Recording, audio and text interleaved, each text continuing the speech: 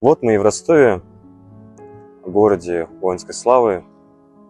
У этого города была одновременно очень значимая роль в Великой Отечественной войне, но также и очень трагичная.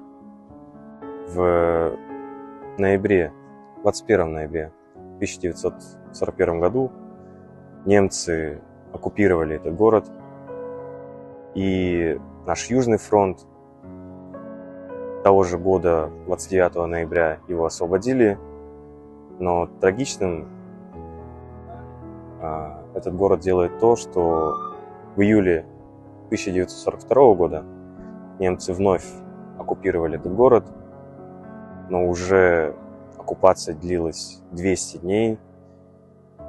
Ростов стал эпицентром грузоперевозок для немцев, очень важной стратегической точкой.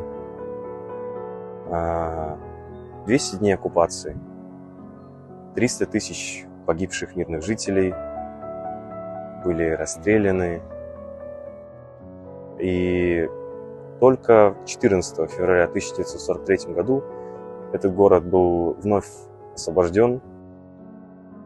Мы сейчас на мемориале освободителей Ростова и у Вечного огня.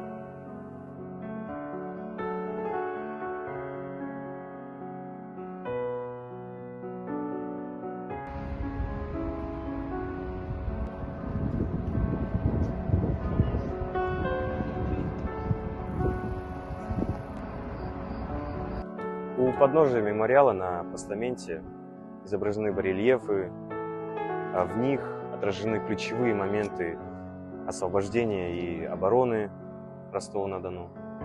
И здесь у нас находится стела высотой 72 метра, которая означает победу.